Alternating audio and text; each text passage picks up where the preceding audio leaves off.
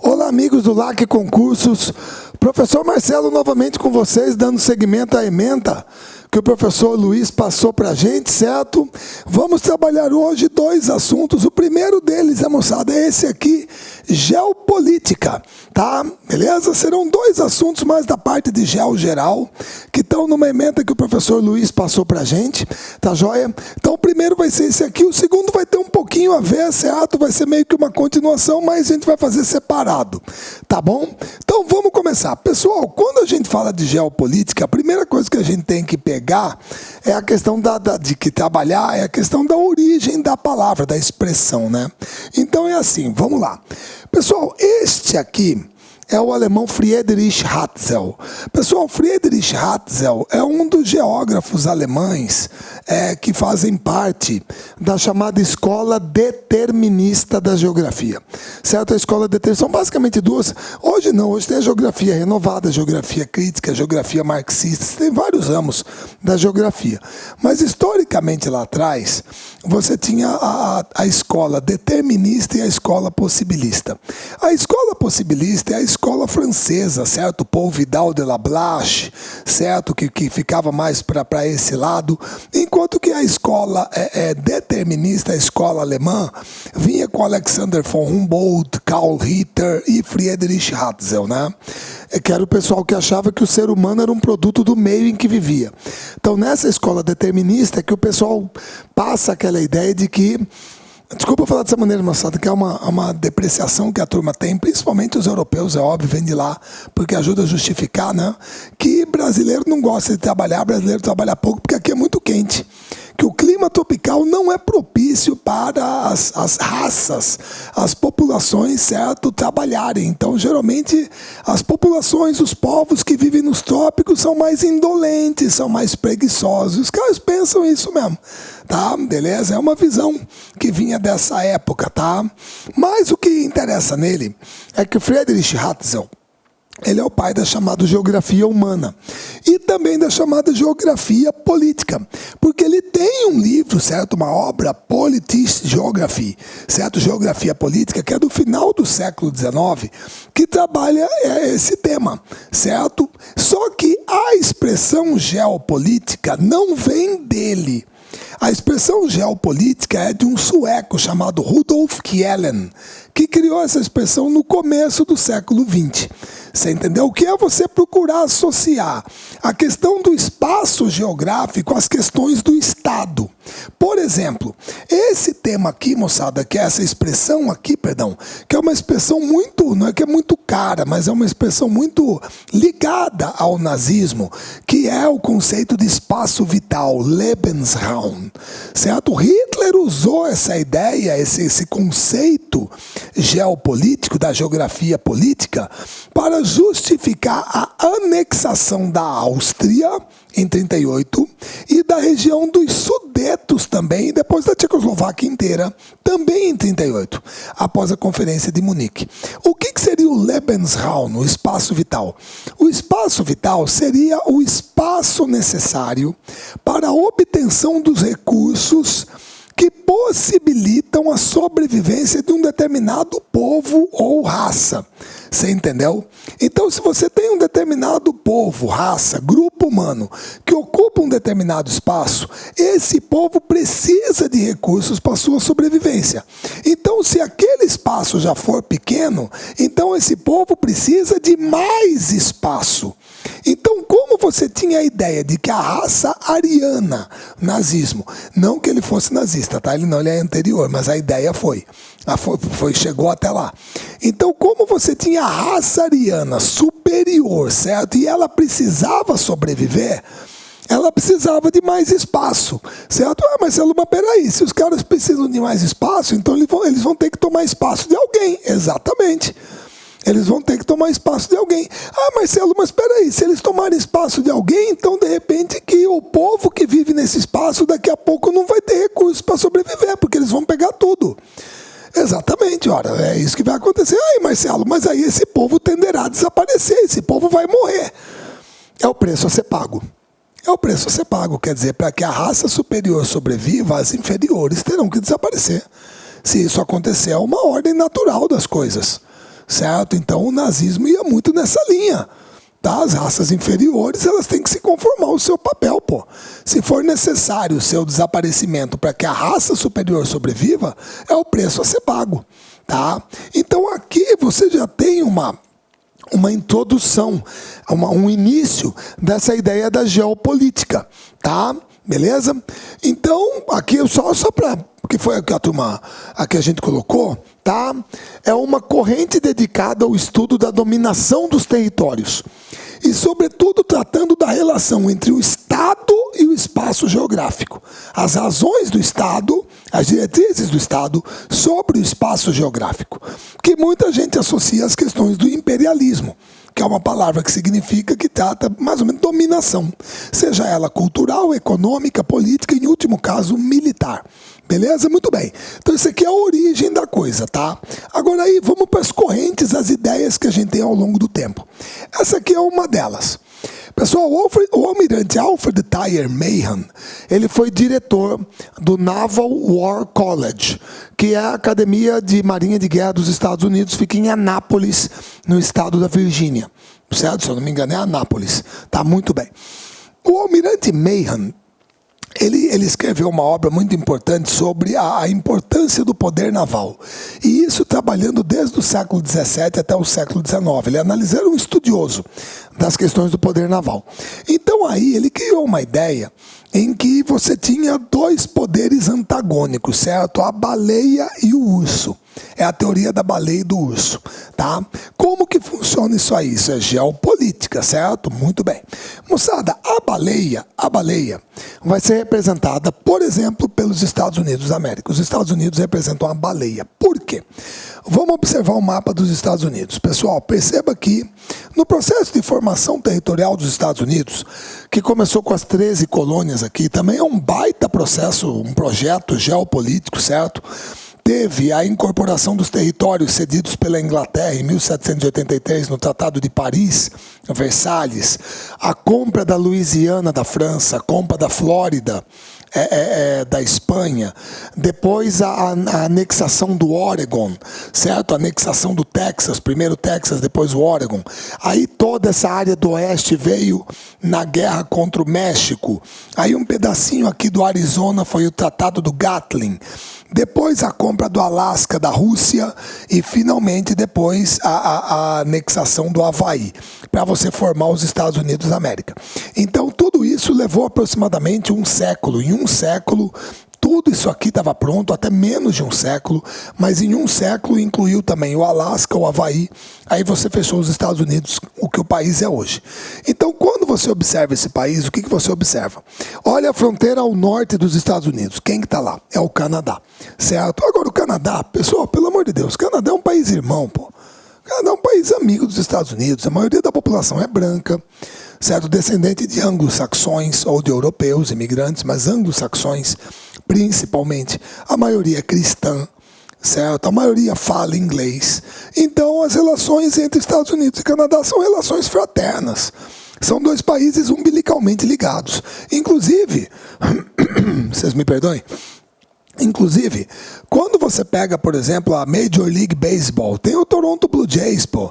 Você pega a National Basketball Association, a NBA, tem o Toronto Raptors, tá? Você pega aí, principalmente essa que é mais pesada, que é a National Hockey League. Você tem o Montreal Canadiens, você tem o Toronto Maple Leafs, o Vancouver Canucks, Edmonton Oilers, Calgary Flames, Ottawa Senators, um monte de time canadense. Inclusive a Stanley Cup, que é o troféu dessa liga, o principal troféu, é o prêmio máximo da liga, é um troféu canadense, que tem origem lá no Canadá. Então a relação entre os dois países é tranquila. Então o Canadá está aqui ao norte, é país irmão, sossegado, maravilha. Sul dos Estados Unidos, México. Pessoal, México é um país da América Latina, já tem alguma diferença cultural, étnica com os Estados Unidos, claro que tem. Só que o México é um país membro do NAFTA, do North America Free Trade Agreement, que é o bloco deles lá, Canadá, Estados Unidos, México.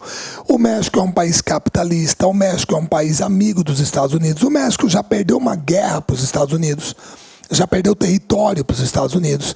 Então, sinceramente falando, os americanos não enxergam o México como uma ameaça, o país, o Estado mexicano.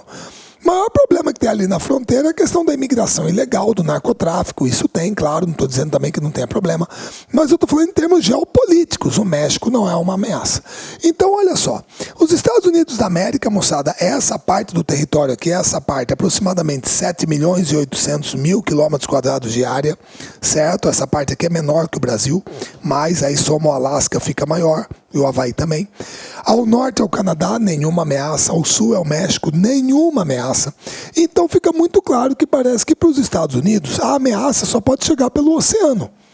Seja pelo Oceano Pacífico, aqui na costa oeste, seja pelo Atlântico, aqui na costa leste. Ou então aqui pelo Golfo do México, ao sul, sudeste. Ou então pelo Oceano Glacial Ártico, lá no Alasca. Pelo Pacífico, também no Havaí. A ameaça vai chegar pelo oceano. Então, os Estados Unidos são uma ilha geopolítica. Como vocês estão vendo, o Almirante Mayhem, nessa teoria, o cara é velhinho, a foto está em preto e branco, é uma teoria mais antiga. Então, antigamente não tinha questão do poder aéreo. Certo? Então, ele via as coisas ou no oceano ou no continente.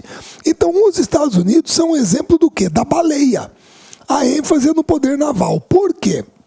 Porque a ameaça só poderá chegar pelo oceano, certo? Nas fronteiras terrestres não tem problema nenhum, então a ameaça virá pelo oceano. Se a ameaça virá pelo oceano, então nós temos que concentrar nossas atenções no oceano, certo? No poder naval. Então o que vai acontecer? Pessoal, está aqui a disposição mais ou menos atual, está aqui a disposição atual. Essa disposição, certo, ela envolve quem?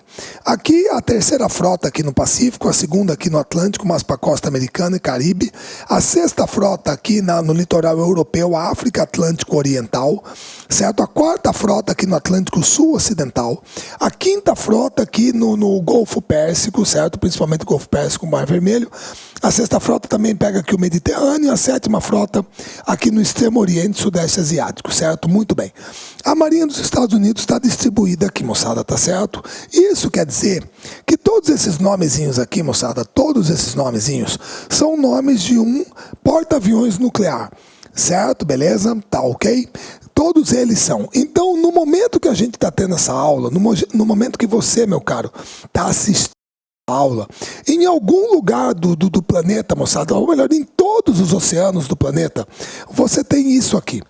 Você tem isso aqui, um porta-aviões nuclear, seus navios de escolta, abastecimento, certo? Tá ok? É um Carrier Battle Group, é um grupo de batalha centrado num porta-aviões, tá? Então, em todos os oceanos do planeta, você tem um desses aqui. Certo? É uma força de ataque, moçada, um vaso de guerra desse aqui, que provavelmente tem mais aviões de combate hoje que toda a Força Aérea Brasileira.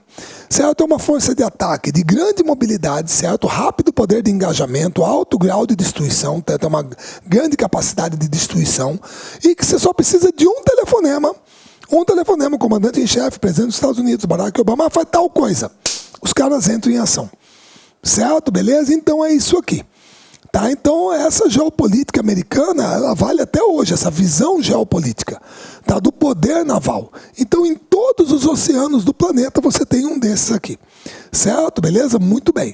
Então, aí é a visão da baleia. Aí, você tem a visão... isso aqui é só para você ver como que os caras não dão ponto sem nó. Você está vendo aqui...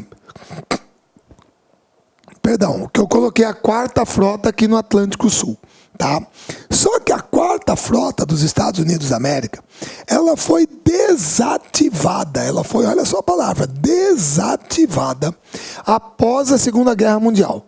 Após a Segunda Guerra Mundial, os americanos chegaram e desativaram a quarta frota, certo? Desengajaram todo mundo, certo? Está desativada, beleza, muito bem.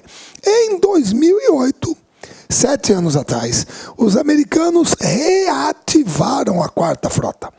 Eles reativaram a quarta frota, o que é um motivo de preocupação para a América Latina. Por que razão? Por que cargas d'água? Certo? Reativar a quarta frota. Aqui nós não temos nenhuma célula terrorista, não somos uma ameaça aos Estados Unidos. Somos países na América Latina, que tem um relacionamento comercial muito importante com os Estados Unidos. Temos uma grande presença de multinacionais americanas em nosso território, eles têm interesses aqui. E nós não somos uma ameaça. Não somos, de maneira nenhuma, nunca adotamos nenhuma posição bélica, hostil, à exceção de Cuba, certo? Que tem os problemas com os Estados Unidos e estão se aproximando agora. Então, por que isso? A turma não gosta que fala, parece que é viajar na paçoca, mas pessoal, pelo amor de Deus, não é coincidência justamente isso acontecer depois que nós descobrimos as reservas do pré-sal no litoral brasileiro. Até aí nada, até ali não tinha nada, estava tudo beleza, tudo tranquilo. Descobrimos o pré-sal, não reativa a quarta frota. Certo? Por isso que a gente encara com preocupação. Com preocupação, inclusive quando você pega o almirante Gary Hughead, que é o cara que assumiu a quarta frota, e no discurso dele ele coloca assim, ó, o foco da quarta frota estará nas ações humanitárias, mas que ninguém se engane, ela estará pronta para qualquer tipo de ação em qualquer lugar e a qualquer momento. Porra, aí não dá, cara. Quer dizer, o cara, não, nós estamos com ação humanitária, mas que ninguém se engane. A gente pode entrar em ação a qualquer lugar, a qualquer hora, a qualquer tempo. Como é que é isso? Entendeu? Geopolítica. Tá certo? Beleza? Bom, então essa aqui é a questão americana centrada no poder naval, tá? Aí, vamos pegar a Rússia. Tá aqui a Rússia. Pessoal, maior país do mundo em extensão territorial, certo? O maior país do planeta em extensão territorial.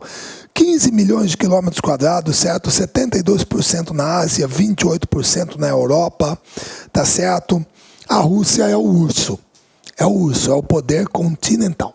Pessoal, apesar dos 15 milhões de quilômetros quadrados, maior país do planeta, maior extensão territorial, olha como que a Rússia tem uma limitação absurda na questão da saída para o oceano, certo? Na saída para o mar aberto. Primeiro, porque aqui em cima é o Oceano Glacial Ártico, certo? Os russos têm um porto mais importante aqui, que é Murmansk, tá? Mas nós temos que entender que esse oceano aqui, boa parte dele, boa parte do ano está congelado. Ele está congelado, é gelo. Como que você vai navegar? Isso prejudica brutalmente o comércio. Certo? Muito bem. Aí todo mundo se lembra do jogo de War, você vem para o lado de cá, do Pacífico, da Rússia, e você tem aqui aquele famoso porto de Vladivostok. Lembra, o jogo de War tem Vladivostok. Moçada, o problema é que o porto de Vladivostok, ele dá para o Mar do Japão. E o Mar do Japão é um mar interior. Significa que para você sair para o Pacífico, você tem que passar ou aqui pelos estreitos de Hokkaido, que é a ilha mais ao norte do Japão, ou aqui pelas ilhas Sakhalina, ou então aqui pelo estreito de Tsushima, aqui na península da Coreia. Ou seja, você tem gargalos para você poder sair para mar aberto, para o Oceano Pacífico, certo? Aí você tem o Mar Báltico. O Mar Báltico banha aqui Suécia, Finlândia, Polônia, Estônia, Letônia, Lituânia, muito bem. Aqui os russos têm um porto, que é São Petersburgo, antiga Leningrado. O problema é que você sai para o Mar Báltico, mas para você sair para o Oceano Atlântico, você tem que passar pelos estreitos da Noruega, Dinamarca e Suécia, certo? O que é um gargalo também, é outro gargalo, outro ponto de afunilamento. Tá joia? O Mar Cáspio é um lago, é um mar fechado, então isso aqui não vai a lugar nenhum. O Mar Negro, cujo principal porto hoje é Sebastopol, fica na Crimeia, e a gente vai falar sobre isso também. Esse porto, ele sai para o Mar Negro, só que para você sair para o Mediterrâneo, você tem que passar pelos estreitos de Bósforo e Dardanelos aqui na Turquia. Então, como vocês estão vendo, apesar da gigantesca extensão territorial, a Rússia tem uma limitação para sair para mar aberto. Vocês entenderam? Então a Rússia é o urso. O poder dela está centrado no território, continente, chão. Beleza? Tanto é verdade, pessoal, que é impressionante como que a história se repete e muitas vezes as pessoas não aprendem com ela. Então, olha só. No começo do século XIX, quando Napoleão Bonaparte invadiu a Rússia, qual foi a tática que o Marechal Kuznetsov adotou contra Napoleão? Pessoal, todo mundo se lembra. Terra arrasada. Terra arrasada. Taca fogo em tudo, destrói tudo e vem para dentro. E vem para dentro, recua. Chama o inimigo para dentro. Chama o inimigo para dentro. Pessoal, invadir a Rússia não deve ser fácil. Olha o tamanho do território, você ocupar tudo isso aqui. Quando Napoleão entrou em Moscou, moçada, Moscou era uma cidade fantasma. Napoleão longe da França, as linhas de abastecimento dele distendidas, certo? E os russos recuam porque eles sabem que um dia quem vai chegar? O inverno vai chegar. E na hora que o inverno chegar, eles estão em casa, você está longe da sua, certo? Beleza? A vantagem é dele, tá joia? Então Napoleão teve que se retirar da Rússia. Foi um revés militar brutal para ele. 130 anos depois, moçada, 130 anos depois mais ou menos, Adolf Hitler não aprendeu com Napoleão. Todo mundo se lembra que Hitler, moçada, invadiu a União Soviética e tal, e o ponto de maior avanço foi até onde? Stalingrado. E os russos fizeram os soviéticos a mesma coisa. Certo? Chama o cara para dentro. E depois, a guerra patriótica, né? Pimba nos alemães. Todo mundo diz que Hitler perdeu a sua guerra ali, moçada. Os soviéticos, pessoal, isso aí não é nada. Eles carregaram o maior peso da Segunda Guerra Mundial. O total de mortos dos Estados Unidos na Segunda Guerra gira em torno de 500 mil, considerando, se eu não me engano, a Europa e o Pacífico. Pessoal, na Rússia, na União Soviética, morreram mais ou menos 15 milhões de pessoas, entre soldados e civis. Foi o país que suportou o maior peso do lado dos aliados. Certo, beleza? Mas aí é um exemplo de visão geopolítica, certo? Que é essa visão criada pelo almirante Meihan. Você tem o poder naval e você tem o poder continental, que é a baleia contra o urso. Isso é geopolítica, beleza? Bom, na primeira metade do século XX, até com a Primeira Guerra Mundial, as coisas estavam centradas muito em cima do imperialismo. Tá? E muita gente fala, pessoal, e muitos aqui já estudaram isso, que a Segunda Guerra Mundial é uma continuação da Primeira. Por quê? Porque todo mundo se lembra que a Primeira Guerra Mundial ela termina com o Tratado de Versalhes. Quer dizer, ela termina e tem o Tratado de Versalhes em 1919. E vocês se lembram que esse tratado impôs condições muito duras para a Alemanha. Certo? Beleza? Então a Alemanha, ela foi obrigada a pagar uma enorme indenização de guerra, tá? Ela foi obrigada a devolver a Alsácia-Lorena para a França, que tinha sido tomada na Guerra Franco-Prussiana de 1870. Ela ficou proibida de ter marinha, exército, aeronáutica. Quer dizer, a Alemanha, na visão de muitos alemães, e aí que vem o discurso do nazismo, ela foi humilhada, ela foi traída na Primeira Guerra. Certo? Então, na segunda, o que eles queriam? Revanche. Por isso que a turma fala que a Segunda Guerra Mundial, muitas vezes, é uma continuação da Primeira. Certo? Os alemães queriam revanche. Tá certo? Beleza? Então, isso está muito ligado a essa visão imperialista da época. No começo, imperialista, e depois, os nazistas se aproveitando daquele discurso geopolítico do professor Hatzel. Tá ok? Beleza? Muito bem. Esse aqui é o nosso amigo Halford John Mackinder, geógrafo e geopolítico inglês. Este cara, esse senhor, ele escreveu um artigo chamado O Pivô Geográfico da História, que foi publicado numa edição, uma revista do Royal Geographic Society. Isso em 1904, 5 por aí, 1904, tá? Nesse artigo, ele estabeleceu um conceito geopolítico para a Europa. Certo? Que também, hoje, para o mundo, que vale para todos os lugares do mundo, que é o que a gente chama de Heartland.